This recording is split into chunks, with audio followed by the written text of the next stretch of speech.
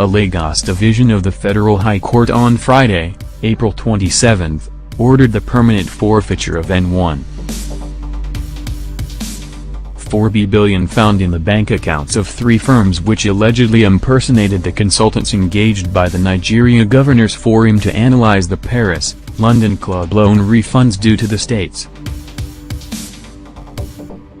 The Economic and Financial Crimes Commission, Efcc, which obtained the forfeiture order on behalf of the Nigerian government, claimed that the defendants obtained N3.5 billion from the Nigeria Governors Forum, NGF, by making false claims, Premium Times reports. Listed as defendants in the final forfeiture application filed before the court were Melrose General Services Limited, Wasp Networks Limited, and Feed Wellness Services. We gathered that the firms were accused of impersonating a consortium of consulting firms engaged by the NGF for the verification, reconciliation and recovery of over-deductions on Paris and London club loans on the accounts of states and local governments between 1995 and 2002.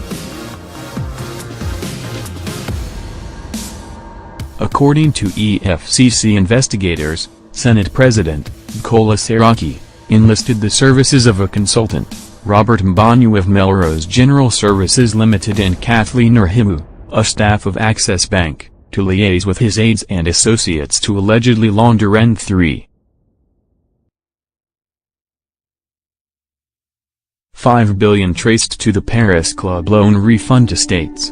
In the suit filed before the federal court, the EFCC said the original firms engaged by the NGF were GSEL Consulting and BizPlus Consulting Services Limited. But according to Usman Zakari, an investigator with the EFCC, the alter ego of the first defendant, Melrose General Services Limited, Mr. Mbanu, made a false representation to the NGF, causing the forum to pay N3.5 billion to his company on December 14, 2016.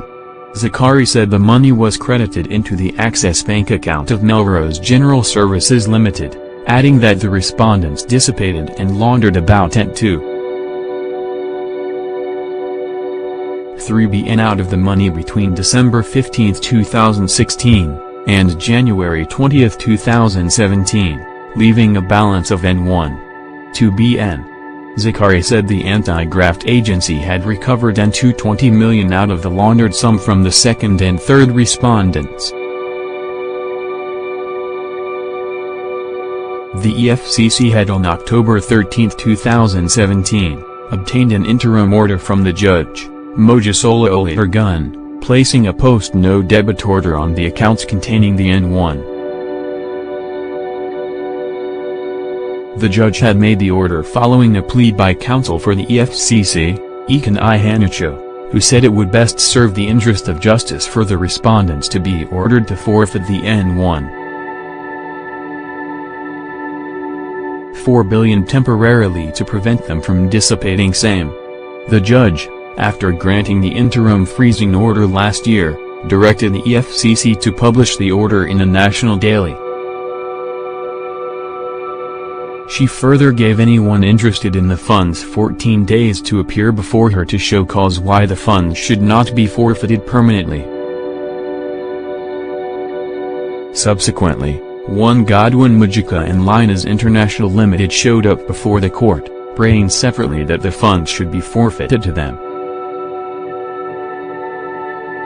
Majika claimed that his firm, Udim Gaba Majika and Associates, had been engaged in 2011 as a consultant by Zamfara state government to help the state recover some hanging funds, with an agreement that it would be paid 20 of the recovered funds. He urged the court to forfeit the N1.4 billion to his company to cover Zamfara state's alleged indebtedness to him.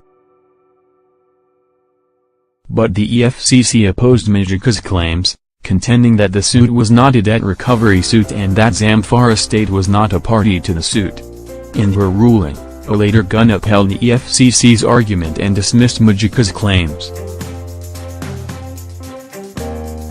On its own part, Linus International Limited said it was entitled to the payment of $6 million from the NGF. The judge also dismissed its claims on the same grounds, that the matter was not a debt recovery suit. Having dismissed both claims, the judge ordered the permanent forfeiture of the N1.4 to the federal government. Meanwhile, we had previously reported that the acting chairman of the Efcc, Ibrahim Magu, said the fight against corruption is a do-or-die affair. Magu made the statement at the headquarters of the commission in Abuja after leading a rally to commemorate the International Anti-Corruption Day. He said corruption is Nigeria's #1 enemy and urged Nigerians to take a bold stand against corruption.